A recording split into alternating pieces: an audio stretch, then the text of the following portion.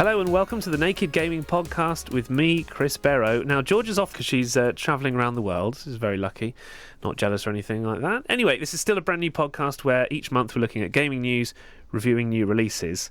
Last time round we looked at esports and what it takes to become a professional gamer and caster, which is essentially like a commentator.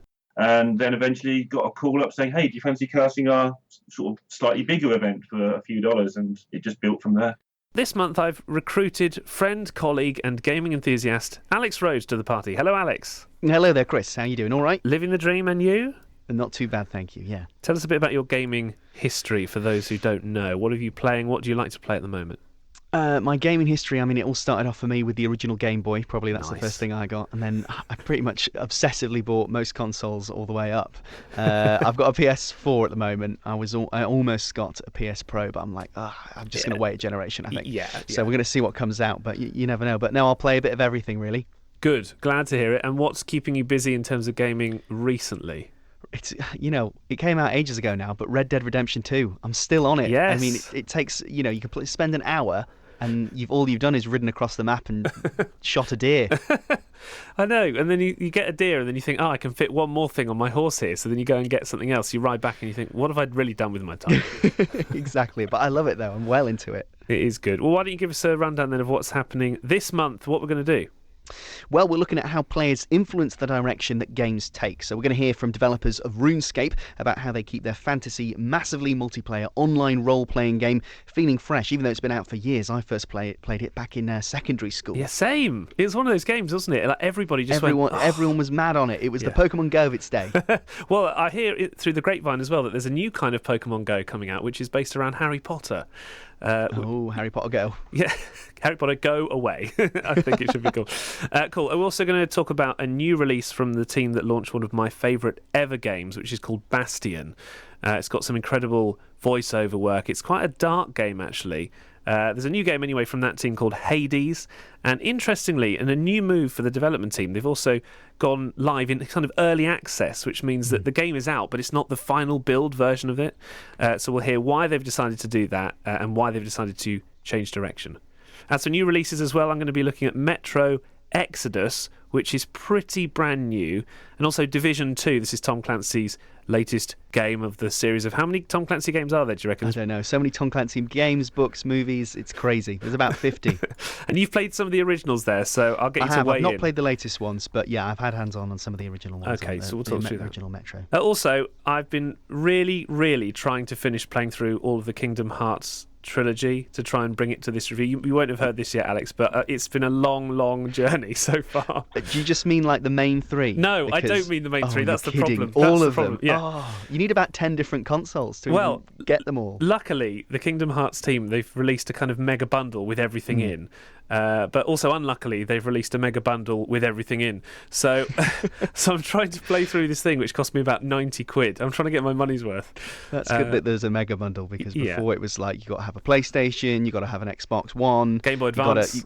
Game Boy Advance, you got to read the comic, you got to watch a short opera to be filled in. There's on a 3-hour like film that. I'm supposed to watch, apparently. So I've done Kingdom Hearts 1, and I'm on Kingdom Hearts Rechain of Memory, sorry. So the names are just bizarre. Yeah, the names are just very Japanese, yeah. So I'm getting through that. One day I'll finish it, and then I will review Kingdom Hearts 3 for everybody fully, but it might be next year. Anyway, also we're going to do some retro revival on the show, which is where we like to go back and look at games that have been re-released. Amazingly, they've re-released Resident Evil 2, which I was not expecting at all. Did you ever play the original Resi? I did play the original. I've not played the remake of Resident Evil 2, but you have, haven't you? Yeah, it's been significantly better than I expected. So they remade the game from 1998, which is cool. I'll also just run you through Kingdom Hearts 1 and my thoughts on that so far. But if you'd like to get in touch with us, Alex? You can email gaming@nakedscientist.com. That's gaming@nakedscientist.com.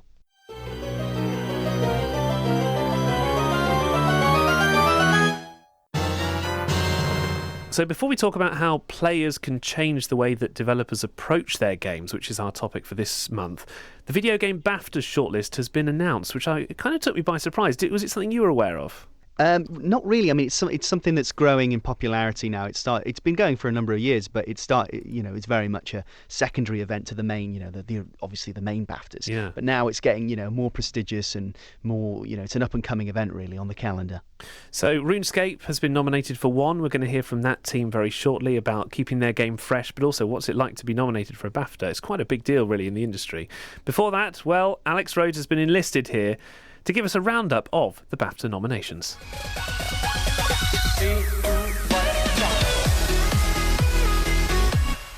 I'm on the Red Dead carpet to look at the nominations for this year's BAFTA Awards. Some names that you will recognise have made the list. God of War has been nominated for 10 awards, while Rootin' Tootin' first and third person shootin', Red Dead Redemption 2, and two less well-known games, Return of the Obra Dinn and Florence, have 6 nominations apiece. These 4 games, alongside Astrobot Rescue Mission and the latest instalment in the Assassin's Creed series, AC Odyssey, are going head-to-head for the big award of Best Game. Florence is a puzzle game based on a relationship between a bored woman and a musician. It's billed as a violence-free alternative to mainstream aggressive games.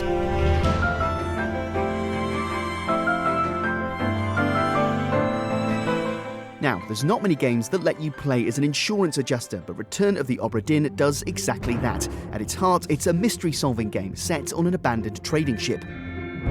These trade ships, these Tendiman, not much keeping them above water, but planks of wood and the grace of God.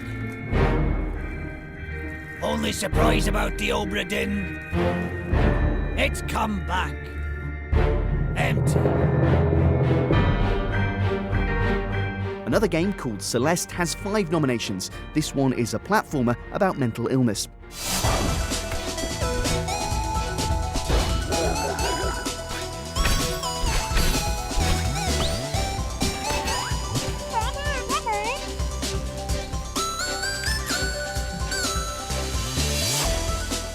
One to watch is the Evolving Game category, a relatively new award where King of the Battle Royale's Fortnite will compete against Destiny 2, Elite Dangerous Beyond, Sea of Thieves and Rainbow Six. They'll also be taking on last year's winner, Overwatch.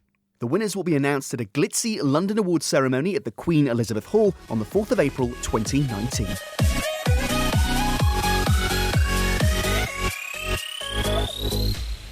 Thanks, Alex. And our next guests this week have also been nominated for a BAFTA. Connor Crowley is the director of game development with Jagex. They make the RuneScape games. Adventurers aren't born. They are forged. And I was forged, face first, in the fire of the King Black Dragon. I'd have been toast if it wasn't for a passing adventurer. She saved my life. She gave me a shield. And I had my purpose. I was gonna slay that dragon. It's a fantasy, massively multiplayer online role-playing game similar to World of Warcraft in the way that it's set out. It was the first MMORPG that I ever played with school friends, and Alex, you played it as well, so we kind of... Oh yes, so many hours mining things. It was all about the mining, wasn't it, really? Well, that's what it all boiled down to. Yeah. That's what I remember. Can you get enough resources? Now we're looking at how games change over time this week and how gamers can change the way that developers actually make those games. So currently there are 2 RuneScape games that you can get hold of, but how does it all work? RuneScape, the 18-year veteran of the games industry now, has been in continuous live service for those 18 years, and we've updated it pretty much every week for those 18 years. We do about 40-odd updates, making sure that we're giving new quests, new creatures, new skills to our players. And then you've old school RuneScape that came about specifically because our players asked for it. It's just over 6 years ago now. There was a big swell in the player base, and they were looking for that nostalgic gameplay, the game that they remembered. Because as you continue to update a game, it becomes a little bit different. So you don't have that same level of recognition when you come back in. Yeah. The players who are looking for that kind of conservative type approach to the game, or making sure it kept to its original values and felt like home, we're looking for something around the 2006, 2007 era. And that was kind of when we had our biggest swell of players in the early life cycle. And we had about 1 million members around that point in time. And all those people were coming back into the game and looking for that experience. So it was a vote that we put to the players. We found a backup pretty much down the back of a sofa of everything we needed to get the game up and running. Wow. So we found that, put it to the players and said, is this something that you'd like? And we had, I think it was 500,000 votes. And we were, okay, well, you guys want this, we'll put it live. That was 6 years ago, and we've had it continuously updating itself as well. So now we have 2 games, and they are diverging in how they're updated. There are different player bases in each. They have their own wants and needs, and we make sure that we tailor the game to the player base that are playing it, and we continue to give them what they're looking for. So when you're tailoring a game to the audience, how much feedback are you really taking on board, and how much of the story and the quests and the things that you have are decided by the team? So there's been, RuneScape has had several eras of different types of approaches to this.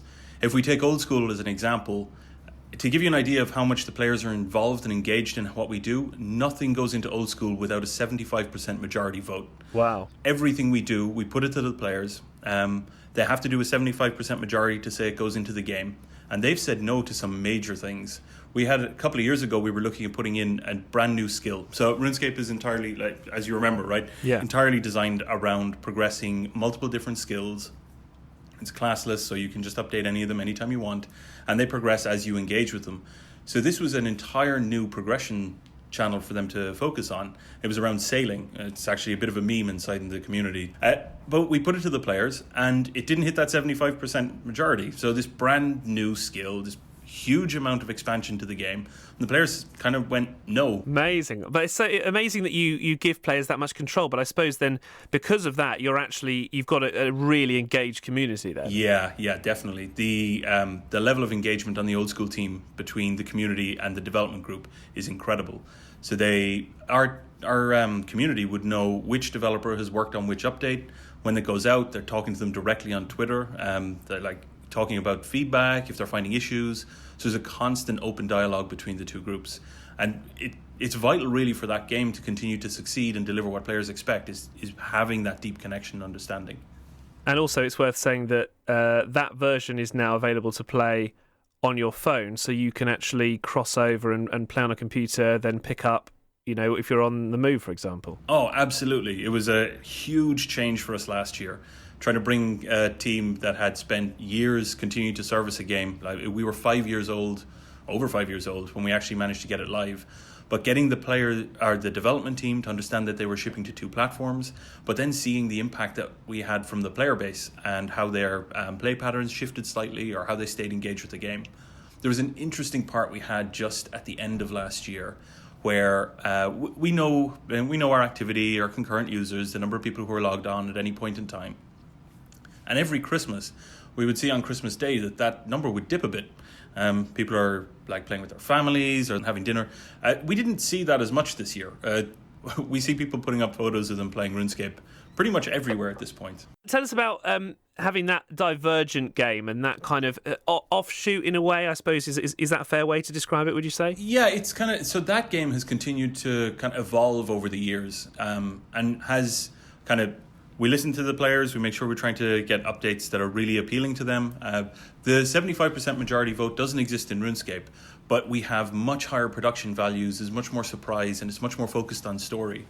So that game has gone through, like, in 2007, it looked exactly like old school RuneScape. We're now another 12 years on from that point, and it has had a whole new UI system redone. We changed the entire game client and all of the rendering, so it does look like a new game. So they look very, very different, but at their core, a lot of it is exactly the same. You can go to 2 places in the same games, and you'll see at least it's reminiscent of each other, and in some cases they're exactly the same models. You've never updated them, and so you'd literally be looking at exactly the same thing in 2 different windows. How do you try and plan for the future? Because you've got these 2 kind of versions now. People are obviously still really engaged in the game, but you must always have to also continually adapt. So what are your plans to try and make sure that going forward you still maintain that player base? Oh yeah, it's a core challenge of what we do pretty much daily. Just to kind of give you context, when RuneScape was live, there was no broadband, or social media, or streaming, or pretty much phones were barely a thing. I remember. I remember this time well. I wish I didn't. In that time, we have, like, every time that new technology or new item comes out, we have to adapt the game to try and embrace it. So Like all of our login systems are all tied into social media. RuneScape will be coming to mobile in the future. It's a bigger game, so it's a bit of a bigger challenge. It's like completely embraced in, like we embrace Twitch and streaming. Now that's much bigger on Old School than it is on RuneScape, but we make sure that we keep that kind of community going. And when we're looking to the future, a lot of what Jagex does in terms of development, what kind of our core principles is understanding who our players are and kind of obsessing over what they need. And we have on RuneScape, it may not have the 75% vote, but it does have like constant surveys and questions, and that player engagement is still there. So at least once a year, we're putting concepts and ideas out to the players, asking them what do they think, what's working. We do constant focus tests, bringing players into the studio, or reaching out and running tests around the world to make sure that we're getting people's feedback and viewpoints on what we're building. Trying to be adaptive in how we approach stuff and making sure that we have that constant dialogue means that we can kind of, and that's coupled with a weekly update cadence, right? So we can see changes turned around very, very quickly and get it out into the player base very quickly when we see stuff happen. It allows us to kind of keep on the edge and make sure that we're taking advantage of new technologies as they're turning up. Thanks to Connor Crowley and the Jagex team. Congratulations to them as well. Their mobile version of RuneScape, which was released last year, has been nominated for a gaming BAFTA in the category EE Mobile Game of the Year, so we wish them all the luck in the world. And did you like the idea of going back to revisit that RuneScape on your phone now, Alex? It's amazing what they do. Yeah, well, I mean, lots of, these, because, even at the time, RuneScape was never massively demanding on terms of your computers. So it's one of those things that seems a prime example of something that if you can, put it to a smaller machine, why not? Let's go from a veteran now to a pretty new game. This is called Hades.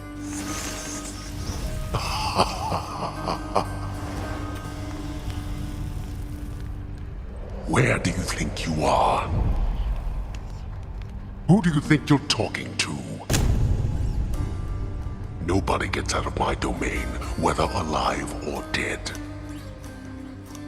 You wish to learn the hard way? Fine. Then go. Get out. Don't let me stop you. Wasn't planning on it, Father.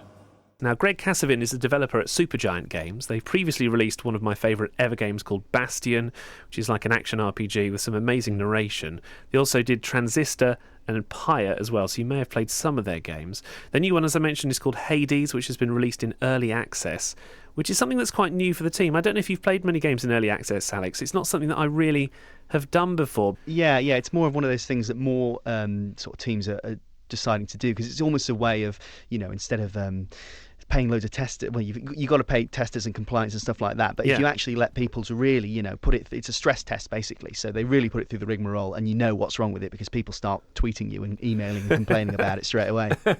Yes, complaining gamers. I can't imagine anything better. No. So how do the team deal with that? I tell you what, I also love the way that they tell their stories in their games, so I had to ask about that first of all. We look for ways of executing the story that couldn't be done, in kind of like a linear medium.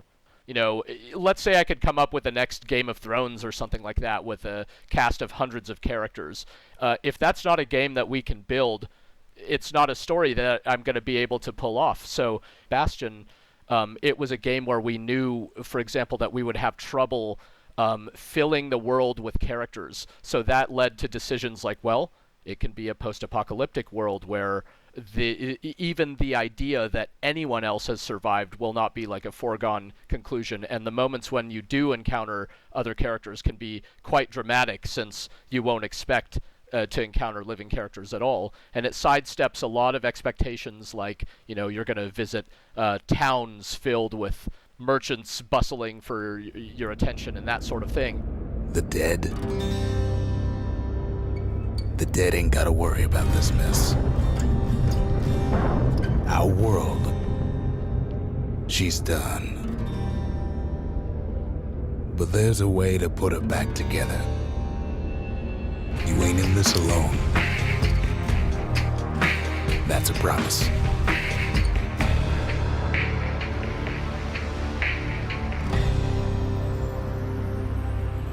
So again, it's all just kind of using the constraints of our development to define some of the shape of the story, and then coming up with what the story itself can be, what can be a meaningful story within those constraints. I was watching the trailer for Hades, which you can get in early access now. Obviously, Hades, we're going kind of like underworldy theme here, which it looks amazing. I love the kind of creative, artistic side of things here, and it looks kind of similar gameplay-wise to Bastion and some of the other ones I've played as well. I guess once you've established something that people really like and a kind of a style and a kind of artistic direction, that you can have a bit more creative space, and I'm really excited to see this one. Yeah, Hades in fact is out right now in early access. We announced and launched it at the same time. It's been really, really fun because the early access thing there means that for the first time we can have a story that's unfolding over time. So our previous games, we work on them often for about 3 years, and it's all there. Kind of right in our initial release, the beginning, middle, and end. Whereas with Hades, it was really exciting to be able to approach a game kind of more serially. So it's almost like a pilot episode with our initial offering, and it's a big cast of fully voiced characters and all this kind of stuff that we've always wanted to do with our games that we're able to do for the first time. It was a really fun theme to explore for us because, the underworld of Greek myth setting, it's a game structure where you die kind of over and over as part of the gameplay, and you're continuing to try to escape from the underworld. But each time you die, you wind up back in your father's house because your father is Hades himself, who kind of berates you and calls you an idiot for ever trying to escape his domain and so on. So it has a comedic quality to it, despite being about this relationship that I think has I think has a lot of truth to it for players, where they can identify having difficult relationships, whether with their siblings or their parents, and struggling through that, despite the kind of ridiculousness of how we set it up and some of the fun we have with it. And the early access model and releasing games and then continuing to kind of release content for them is something that's certainly reasonably new compared to the classic way that games were released. What was it that made you decide to go down this route? Is it just the fact that you can continually live with a game as it develops, or was it a different process? How did it work this time? Yeah, that was certainly part of it. It was, we've been really fortunate as a studio to be able to make a completely different game each time, and Hades is our fourth game. And the idea of making a game that we could put out there in an initial version and then keep building it in partnership with our player community and kind of keep expanding the story, that was really exciting to us, having seen it done successfully by some other games out there. And yet, typically, the early access successes that are out there, they don't make their story and narrative a big part of the experience, or they might add the narrative like near the end or something like that. But for us, we thought it's a game that can take place almost in real time. And because, again, you're in this kind of Twilight Zone type of land where new characters can appear in the world because everybody dies in the world of Greek myth, and suddenly here's Orpheus or something like that, for example, come to join the house. Just the variety of ways in which we could continue to expand it and continue to surprise people over time, that made it really appealing. So making an early access game was like at the heart of why we wanted to pursue this idea. When it comes to player feedback and the kind of community feedback that you might get for a game, how much can they realistically influence what you're making? Because if everyone says I love it, but I just like the weapons to be a bit stronger, that's an easy fix. Whereas if someone went, well, I don't like the way the story ended, you're going to go, well, hang on, that's a bit more difficult. So how much can you really take on board when it comes to something like that? Yeah, that's a really good question, and something that we've tried to really frame that relationship clearly with respect to our audience, so that they're aware of what kind of feedback we value the most. Our players, they've come to really enjoy our ways of telling stories and the kind of the worlds that we create. So we're not really framing it in a way where it's a big open suggestion box, now tell us what the story should be, now tell us what we should do. It's more about relating to us their experience with the game as it currently stands, so that we can continue to refine and tune what's there. So your example about not liking a particular weapon or something like that, that's extraordinarily valuable feedback to us, because if you don't like a certain weapon in a game for whatever reason, you might not keep playing that game if it's a game where you have to use that weapon. So that could be really important when it comes to things like the story, it's still very interesting because we still see feedback now from players like gravitating towards certain characters in the story, for example. So even though I have the story outlined as to where it's going from here, we have like a high awareness of where we want the story to go. The particular events that happen along the way and to what extent certain characters, become more or less emphasized, that really is quite open. And I think, again, in that regard, it's a little bit more like a television show, for instance, where the writers hopefully have an impression on a high level of where the story is going. I know that isn't necessarily always true, but ideally it's true.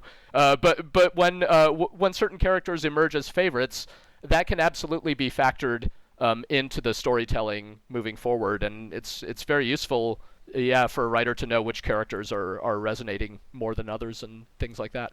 Thanks to Greg Kasavin there from Supergiant Games. Their latest release, Hades, is available now in early access through the Epic Store, so get hold of it if you can. Stop kidding around. Snake?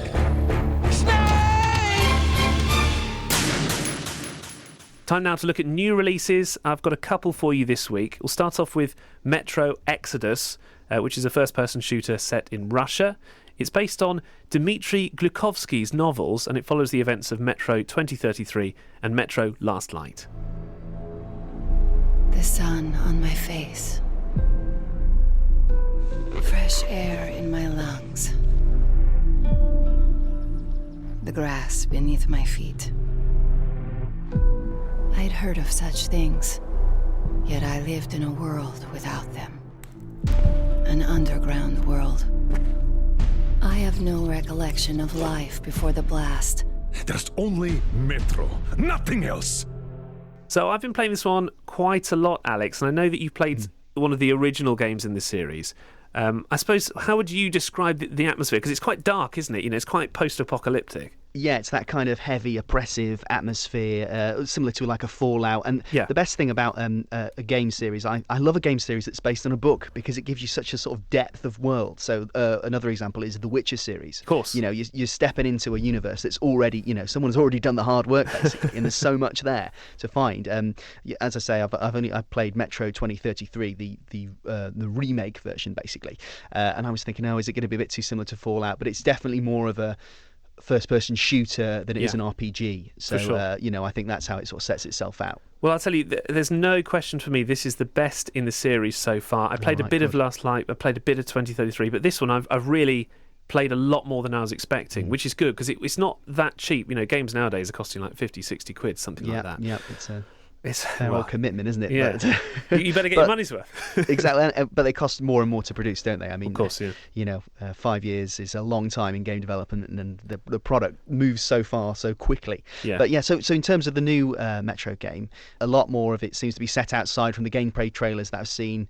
Does that give it sort of a bit of, because I don't like the corridor shooters, to be honest. I like a bit of open world. This is a lot better. So the best thing about this game is that the atmosphere and the environment and the maps that you end up on are absolutely enormous. So it's borrowing from Fallout in that it's quite open plan. You can tackle various missions in different orders.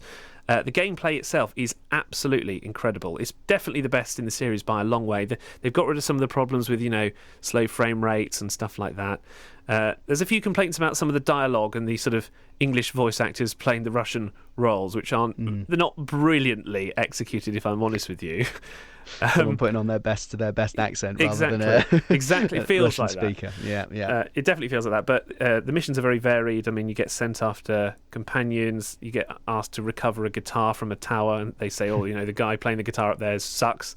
And you can even find a teddy bear at one point. So they've tried their best to make it quite varied. And as you'll know from playing the original, what's so great about this series of games is that there's really different kinds of gunplay. So there's one gun where you have to pump it up at certain moments, and you always have to worry about your breathing and your respirator, and you've got to craft stuff for that. It's good. That's really, for post-apocalyptic stuff, that's what you want. You want that kind of ramshackle feel, and you've got to be conscious about the environment and stuff like that. It really just sort of adds to the world. The best thing about it as well is you do feel like you're surviving. You don't ever have a point where you think, I've got enough bullets now, I don't need to worry about it. You are counting bullets all the time.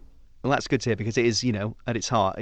It sometimes you know, you can either go down the first-person shooter route or the survival horror route, and it's good to, you know, I think, to commit to the sort of survival side sometimes. Yeah, they definitely have. And another thing about games that I really hate is that if you get a headshot and then the person keeps running around, you always think, but why? Like, there's no way. But in this game, headshots count as headshots. Everything's great. You know, you've got to worry about the state of your equipment. You've got to, like I say, count bullets. It's great. If you're a fan of the series, I would definitely recommend picking this one up. The only thing to mention that was a bit of a con for me is that the walking speed occasionally is just really, really slow. So you feel like it takes quite a long time to get from A to B. But then on the other hand, that does ramp up the atmosphere a bit. So it's not a deal breaker, but there are moments, especially when you're in the desert, and you just think, come on, mate. Get a move on, come on. And the rowing stuff as well. If the rowing wasn't in the game, I wouldn't be sad about it because it's the worst bit. But, you know. Well, I saw it on the gameplay trailers and I thought, I'm not sure if that actually really adds much to it. But, you know, it's interesting that you say that. Loading time as well, very slow on the PlayStation 4. If you load it up for the first time, having not played for a while, it can take a good 5 minutes to sign in. But I guess that's the price you pay nowadays with modern releases. It's the same with everything. In fact, it's the same with our next one as well. But I give it a good old 7 out of 10. And you can get it now on PC, PS4 and Xbox One as well. Hadouken! So from Metro Exodus then, we're going to go to Tom Clancy's The Division 2. Please, stop it!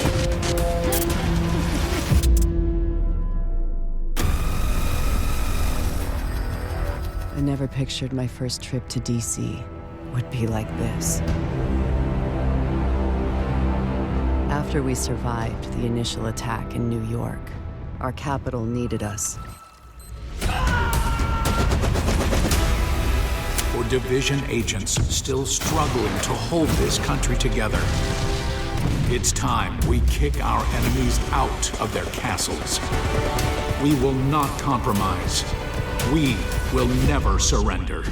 So I enjoyed this one. In fact, The Division 1 was the reason why I actually bought a PlayStation 4 in the first place. Oh, really? Okay. Yeah, because I was so excited by the trailer, and they did such a good job by making you feel like you could, you know, go through big American cities, you can play in co-op and stuff like that. So that's genuinely why I got the PlayStation 4, alongside wanting Fallout 4 as well. But, I mean, you've played The Division 1. It's a good game, isn't it?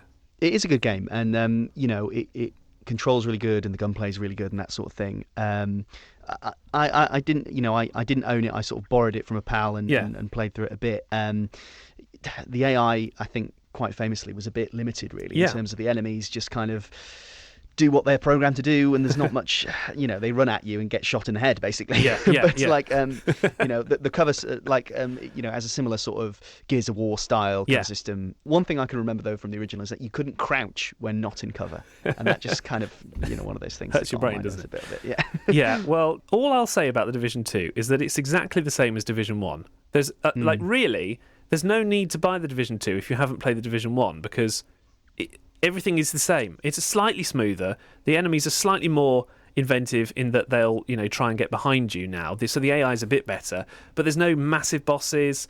The cover system's pretty much the same. I can't find anything that's new about this game that's particularly exciting, but everyone seems to love it. That's quite strange, really, because the first one I don't think did the numbers that they wanted, really. So I would have thought they would have, you know, thought outside the box a little, changed it up a bit. It did seem, you know, from when I played it, I did a bit of the story mode, which were great. The side missions were a bit, you know, a bit repetitive, a bit limited. It's pushing you down that kind of thing, and it's sort of got that Destiny sort of thing where it's, you know, you're playing alongside other people who are online as well. That's interesting that they haven't decided to shake it up, because, like you say, a lot of people seem to be raving about it, really, but maybe because if the Division 1 didn't sell that well, maybe they didn't play the original, so it could be all new to them. The story is non-existent, really, as well. I couldn't tell you what I mean, there's some kind of, they're called hyenas. The bad guys are hyenas, and you have to kill them because they're bad. That's about as far as we get with the story. You know, we're on another post-apocalyptic game, and you can have a great post-apocalyptic game, or you can sometimes have, you know, it's a bit of a cop-out in terms of setting, because it's just like, oh, we'll set it after some kind of apocalypse. Towns are destroyed, raiders are the bad guys, go nuts. Well, the atmosphere, again, is really good. The environments that you play in are amazing. The cover system, it's really good. It's just as good as the first one. Slightly disappointing that the bosses as well are just human characters with loads of shields. So there's no right, kind so of... you just bullet sponges, basically. Yeah. So that's a bit frustrating. But, it's bigger. It's better in a way. It's more stable. Playing co-op online is the best thing about it. So if you can do that, then definitely go for it. But I wanted more new features, and it's getting a generous 6 out of 10 from me. And I will just say as well, because we mentioned different versions of games, slightly more expensive versions. Definitely don't buy the £90 edition, super extended everything. There's no need at all. You get everything you need from the basic kind of. From the basic, yeah. The Division 2 is available on PC, PS4, and Xbox One. You can get hold of it now. So we're going to go to old school retro revival. This month it's Resident Evil 2, which has been re-released and completely remastered. Attention, all citizens. Due to the citywide outbreak. And don't make my mistake. If you see one of those things, uniform or not, you do not hesitate. Whatever it takes to save this city. Surprised you made it this far. Need info on my extraction. Survival's your responsibility. God damn it. It's a very, very different game, this, Alex. I'll tell you what, it's nothing like the original tank controls and the fixed camera. Nothing like the original. They've gone classic Resident Evil 4 with this, so you've got over-the-shoulder, third-person shooter gameplay, and I tell you what, it's really, really good. I mean, if you've played Resi 4, this is basically the same game, the same kind of incredible graphics. It's awesome. Well, they couldn't, in a way, I didn't have high hopes for this, really, because they kind of, the Resident Evil 2 is so beloved, but at the same time, can you go back to the early Resident Evil games once you've had a Resident Evil 4, which really just sort of changed the whole series, really? Yeah, it's an interesting concept. It's interesting that they've bothered to do it. It's very, very expensive, by the way. I will just say that. I think it was something like 70 quid when I got hold of this. So right. It's a lot of money. Like you say, a big investment. I'm not a massive fan that headshots don't seem to count. I know I've mentioned that already. Your pet peeve. If zombies get hit in the head, you want them to go down, but not in this game. I don't know. I guess that's kind of that kind of classic survival horror sort of every bullet kind of counts. You've just got enough resources to scrape through. That's what I remember about the original. Yeah, so you can play as Leon and Claire, same kind of idea. The second run, actually, is really worth doing because in the first run, if you're playing as Leon, for example, you'll go into a garage and you go through a door and, it's all very atmospheric and you get the hang of the over-the-shoulder thing. In the second run through, you kind of go through a different door as if you were coming to the scene after the first playthrough. So there's quite clever kind of reasons to play through the game again, and you get the actual ending if you play through the second time. Right, the proper one. Yeah. Which always annoys me because you think, why didn't you give me the ending the first time? But anyway. That's how you got replayability back in the old days when you couldn't get these 10-hour campaigns. It's true. Quite expensive, like I say, but if you're a fan of survival horror and Resident Evil 4, this is just like another really good Resident Evil 4. It's getting an 8 out of 10 from me. You can get it everywhere, so PC, PS4, Xbox One. And just one that's worth mentioning as well, by the way, this is like a little bonus one. If you've got a PS4 particularly, and you're a PlayStation Plus member, this month you can download Call of Duty Modern Warfare 1 remastered, and it's completely free.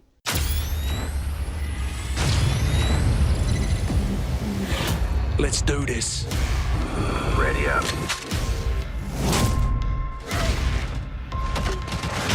Go, go, go!